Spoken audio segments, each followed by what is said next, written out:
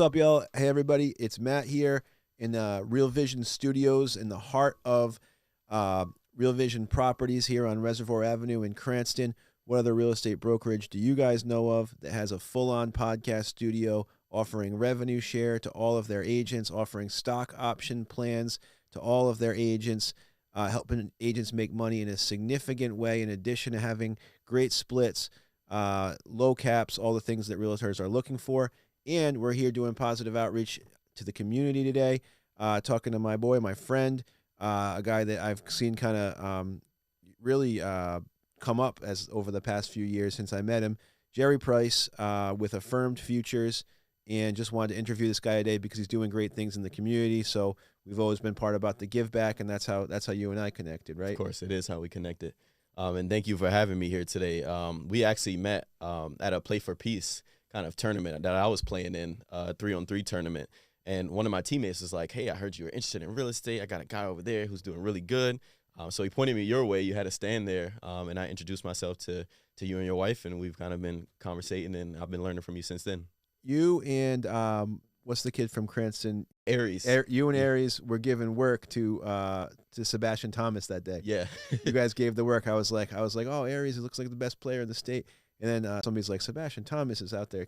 So props to Sebastian, who's cooking. He's been killing it. Yeah. Yeah, he just came off third team All Atlantic 10. Should have been a little bit higher, but that's what everybody thinks. Yeah, yeah. Lamont said the same thing. He said it should have been a little bit higher. Yeah. Shout out to Lamonte Thomas too, who puts on the Play for Peace tour. So that's how Jerry and I met, and it just connected through doing good things for the community and caring about the same things. So. Let's talk a little bit about your life growing up. Where did you grow up? So I grew up, we'll say, the DMV area. Mainly, most of my time was spent in the Washington, D.C. Area. I grew up in certain areas like Southeast D.C., Northwest, which at the time they had their struggles. They still do with crime and low poverty rates and things like that. So kind of growing up in that area, I had to grow a lot of tough skin. I had to realize some things, real life, that happened pretty early with me, like situations with dealing with homelessness with my family, and also then being in that area, only seeing trouble. I wanted to get in trouble too, so I ended up in that space and kind of grown since then.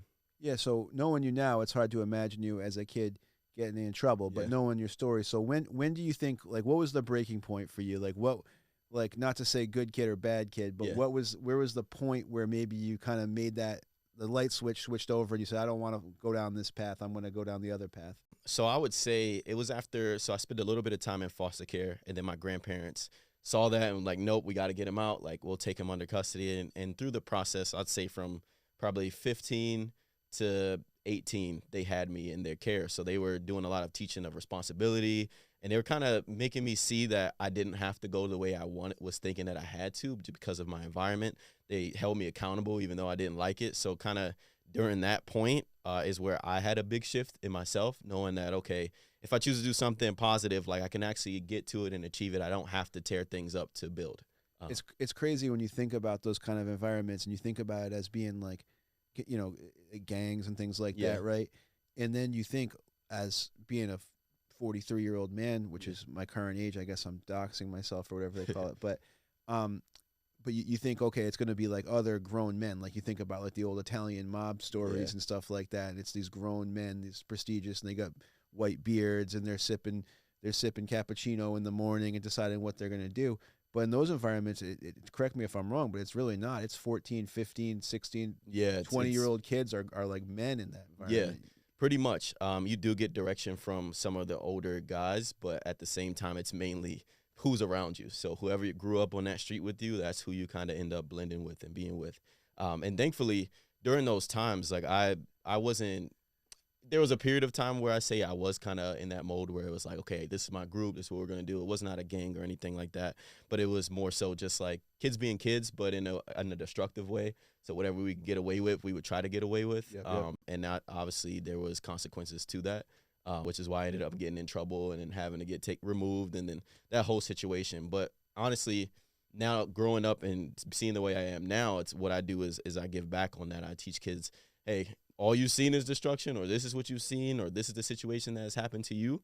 Doesn't mean it's final for you for the rest of your life. Let me show you, like, there's opportunities in this space. Let me give you an example of someone that's doing it that also looks like you too, because that's important. And I think that being able to do that, I've started to see, like, as long as kids have a mentor in a community, that you can succeed. And that's kind of what helped me to grow, is mentors and community and family. Lucius Seneca said, life is long. You just have to know what to do with it. And when I think about some of these kids who are 16 and they're living for the moment as a 16-year-old, it's like, damn, man, you got to, it's something that, like, how do we get them to check that, right? Yeah. And see themselves as a 26-year-old and a 36-year-old and a guy like me whose knees hurt if I walk 10 feet now, Yeah. So that's cool. And you played basketball growing up, right? I did play basketball growing up. I started a little bit late, probably around 12 or 13, but I did play basketball, yeah. And you ended up playing in college? I did. I played at Johnson & Wales University, which was fun. I enjoyed that entire experience. Didn't play a lot, truthfully. Yeah. But it was a great experience. Got a chance to win a college championship. Got a chance to see what the NCAA tournament looked like on the Division III side, which is very competitive. And it was very fun being under Coach Benton. He taught me a lot of good, valuable lessons. J-Woo, shout out to J-Woo. They've brought a lot of good players and had a lot of success for a local school. I don't think people realize that. That was where the aforementioned Lamonte Thomas, Corey Greenaway. There's people who went to Johnson & Wales who played overseas, played pro. And coming from Division III, like, that's rare for us. I didn't even notice that until I got around some of my friends that played in the same level. And they're like, wait a second, you guys had players that went overseas, played for a long time, still playing. So I think, Johnson & Wales, Coach Ben has been a big part of that. Lamont, leading scorer in the country when he was here, and then played in Spain, a few other places. Like, people don't realize that sometimes everybody thinks it's D1, but some people are late bloomers, or like in your case, you grew up in a basketball hotbed. Yeah. But somebody maybe grew up in an area where people just don't get scouted. You know, exactly. So don't sleep on the D3 players out there. Right? Don't sleep. It's another name I got to throw out there too, Tom Garrett, because he's local to this area. Killer, too. Tommy Garrett. I can't believe I forgot that name. Yeah. So he's also had some experience overseas and TBL. So that's just good examples coming out at Johnson & Wales that you wouldn't even. You ever see Tommy Garrett on the fast break? Man, that kid looks like a freight train. I know. You know what I mean? Like I know. I've been a part. I've seen it live. Yeah, you got a few dunks on. Yeah, you got dunked on a few times. I caught him too, though. Yeah, you caught. Okay. You gotta give as good as you get out there. Yeah. I like I said, when I saw you were cooking the #1 player in the state right now. I didn't even notice at the time. Yeah. You guys were winning that game. So cool. So you played basketball in college. Did you think that sports kind of helped you in that path, that transcendence from maybe going down the wrong path to finding the right path? 100%. Yeah. Because you have something that you actually have to put 100% of your time in. And when you're focused on that, it's not a lot of trouble you can get into. I mean, you can still at the same time get in trouble. I've seen it happen. But if you really care about it, you're going to focus on it 110%. And the guys around me, the coaches, everybody's like, are you going to get in the gym? You're hearing this all the time. So you're like, all right, I want it. Let me go for it. So it gave me a chance to learn what ultra focus looks like. And I say sports was a big help, probably one of the biggest parts of. And you mentioned the Coach Benton. So now you have a positive male role model in a situation like that, somebody who's, telling you tie your shoes right and lace them up and yes, but at the same time, for any younger person listening, like, he was the type of person when I first got there, it's like you had that guy, you have those conversations with, like, oh my God, here we go. I know he's going to say something. Yeah. And I think those are the people that we all need to grow sometimes, because they hold you accountable. They say stuff you don't like to hear, but I think that's what love looks like in general. Like, if somebody truly cares, they'll tell you what you don't want to hear in order to see you grow to a certain point. So that's what I thank Coach Ben for, even though all the times I regretted, like, oh man, we got to go in this office. Thankful for all of those talks, because that's what helped me. If my 15-year-old daughter is listening to this podcast, you should hear what Jerry just said. That's word is born right there. That's what it is, right? Exactly. So we met at the Play for Peace tour. That was a lot of fun. It was. And it's something, I try to stay connected to, and we'll have Lamont in here one of these days. We already kind of talked about it. So moving it forward, let's talk about what you're doing now. Let's talk about Affirmed Futures. Yes. What is this about? Tell everybody the premise, what you do, and then we'll get into we'll get into a deep dive on that from here. Affirmed Futures is a company I created. I more so like to call it a movement.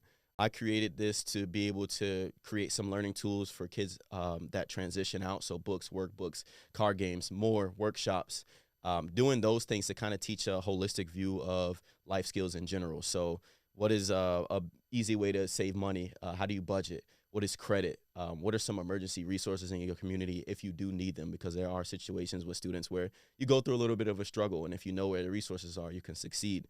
So teaching a lot of things that really just aid that transition from high school on into life. So that's specifically for kids leaving, like I said, high schools, foster care, It's growing into something where we'll actually eventually start talking to middle schoolers to kind of get their mind shaped around, these are some concepts you want to learn now. Something that can help you is when you become an adult, you can feel like you're more prepared than most of us were as we started as young adults. For a lot of us, it was like figure it out. And for many kids, especially kids leaving those programs, leaving foster care, inner city, when you say, all right, you're 18, you're 21, I'll see you, God bless you. I mean, they kind of look back like, I don't even know what to do with this. And so they make a lot of mistakes. And that even deals with things like homelessness and crime. The goal for Affirmed Futures is to reduce homelessness amongst young adults. And then also to reduce recidivism, which is just that in and out of the system. I think a lot of times that in and out just comes from a lack of knowledge and education on the resources that are available in the community. So. Yeah, it's wild to me that the recidivism aspect of like the idea that once someone gets comfortable with like getting locked up, yeah, that they're just now comfortable with it. Like I'll see you go. I've been in court before and seen, not even necessarily for myself, but just see how things work, and it's like, okay, you can get $1,000 fine or 30 days in jail or something, and it's like to think that somebody would take the 30 days. Is wild to me. It's like it's like wild to me. But I guess if you're in that culture where you're like, I've been to jail a few times, not that big of a deal. I get used to it. But it really is a big deal. Like it's not where you want to. It's not where you want to be. It is. So you actually offer your services like a platform, like a series of like a course, right? Yeah, like a course. So put together workshops for schools, programs, and also we offer the learning tools that are created to help like clinicians or guidance counselors or even teachers as they work with the students to present them real life scenarios that they can sit down in pairs of two and talk about like some situations that we all experience. So say you brought a new car or you have a used car and then your hours just got cut from work. How are you going to pay your car note? What are some options? And so that's just an example where students can sit down and say, okay, I don't know what to do in that situation. And then hopefully they come up with the plan. If they don't, then they rely on the teacher. They rely on people like me to come in and tell them, hey, this is the options that you can choose if you get into a situation like that. We even go into real life situations like what happens if you're out at a college party with friends and the person that's driving decides to drink too much, but none of you have your license. So it kind of helps with those things too, to be able to figure out if we're in a situation, maybe that can even save a life. It's like, oh yeah, the first thing we should do is A, B, and C instead of letting this person drive us home. It gives coming up with more than one option of how do we get home safely? How do we pay for this? How do we save money and budget for that? So it's really put in place to just really put an emphasis. That's why I call it a movement, but to put an emphasis in schools, the education departments, the Department of Children and Families, to teach these skills that really aid the transition process and make it. Obviously, it's not going to be easier, but kind of make it something where it's like, okay, I'm at least prepared to deal with what's coming next and not like, I don't know what I'm going to do anyway, so might as well figure it out on my own and then make some bad choices, and now I'm back in the place I didn't want to be. And this shouldn't have to matter as much as it does, but it does, I think, is that you're like a cool guy. Yeah. Like you're like a guy who's with it. You look the part, you talk the part, you know what I mean? Like, and so I think it probably helps make you a lot more identifiable. Yeah. To the students, right? Yeah, it does. Especially the students who were maybe in that same crossroads you was at, where you were like, okay, am I going to go down the pathway of getting in trouble, trying to get fast money, looking at life like maybe age 22 or age 24 is old, right? Yeah. Or am I going to go to college, play sports, like do it right? Like some people are always going to be on one path or the other, right? Like I was in the same neighborhood as you, right? Like not neighborhood physically, but spiritually, psychologically, whatever, you know. How long do the courses go for? Like so 6 weeks is how I'm structuring them right now. Okay. Is being able to go in 6 weeks, and then it's up to the schools if they want to extend that. The real goal for me eventually as Affirmed Futures grows is to be contracted with schools and programs so that we can set up workshops where I'm coming in probably a few times out of the year, where the students can see me frequently, and we can kind of build a community of also people who are doing it, who have, like I said, been in those spaces. So there's people I've connected with in the community who have either done real estate, but they started off rocky. They had a situation similar to mine, or somebody that is doing hair now and they never imagined they were a teacher at first and they went to school for history or something like that. So the whole goal of it is through the workshop to be able to be there and physically there to be able to teach these skills, show them. And I think lectures are great, but let's be honest. You have a child, you have a kid. Yeah. Anybody knows any kids, trying to lecture them to death isn't going to work. So that's why I think that also bringing in some like-minded people who also have been through the situations and incorporating games that can be fun, stuff to go through. We do a final project that's kind of like career exploration kind of project. And that's kind of the goal of, as I've structured these workshops, is we do projects, we do games, and you see real examples of people who are doing it in your community. Because I know I'm not from this Rhode Island area. I do deeply care about it. But once again, kids like to see, okay, but you're not from here, so it is what it is. So now bringing in people that are from the area locally, I think it just gathers that inspiration. It's what was done in the DMV area. You just talked about it being a big area for basketball. But the reason for that is because we had one person get in the league, and we're like, okay, that's possible. And you see another person, and now it's the norm. We have Kevin Durant, Mike Beasley, all these big names. So if you even go to that area, you'll see the talent pool is huge, but I think it's because they saw someone else do it, and they're like, hey, I can do that too. So that's the same thing I'm trying to do through the education, is see people that are doing it, see people like me who have a story, that have gone through a lot, maybe been through some of these traumatic situations you have, and then show you, hey, these are the directions you can take, even though you feel like right now life is over and that there's not going to be any light on the other side. I love that, man. Yeah. So as far as the schools, if they are schools reaching out to you, like how do you set that up? How do you make the link? So if a school was interested, say somebody in an education department was watching this tape or got wind of it. Yeah. How would they get in touch with you, and what does the process look like to sit down and map out a plan to set up one of your workshops for them? Okay, so nice. If somebody's listening to it now, the way they could be able to contact me is affirmedfutures@gmail.com. Kind of just shoot an email that they were interested. Or also another way that I've gotten into these spaces is doing networking events, connecting with people, whether I had connection with somebody in the school system, or I met somebody that did, say, real estate, but they're like, oh, I know this person who works in the school. So getting in there that way, and how we would set up the first meeting would just kind of be a meeting to introduce, like, what Affirmed Futures does, what are we focused on, what is our vision for the future, and how we can, like, add value to their students, and make sure that when that kid graduates, that all the staff, the principal, the teachers feel like, okay, we at least did something that equipped them with the skills that they need. So it would just start off with reaching out at affirmedfutures@gmail.com, setting up a first meeting just to talk about how we can add value, share the workshop, see how we can tailor it best for the school, and then start moving forward in that way. And you're on Insta and Facebook and all that On too, Instagram right? and Facebook, yes. It's affirmed_futures. And I will say, I'm not going to put your prices out there because I personally think you should raise them. Yeah. But if anybody's watching this, it's a very affordable product for the school. And I think it's a necessary product because, what is the number one complaint that everybody, guys like me who manage to, by the way, I always tell people, if you want to go to college, go to college, go to college. Everybody should go to college, et cetera, et cetera. Like, Yeah. I'm not trying to convince anybody not to. Yeah. But I didn't, right? And so guys like me were always like, oh, school doesn't show you this. It doesn't show you life skills. It doesn't help. And like, obviously it can, Yeah. but I think that it's probably one of the biggest areas that everybody knows is lacking, right? Yes. Like, the teachers are teachers. They're good at history. They're good at math. They're good at science. They kind of get pigeonholed into those perspectives, right? Mhm.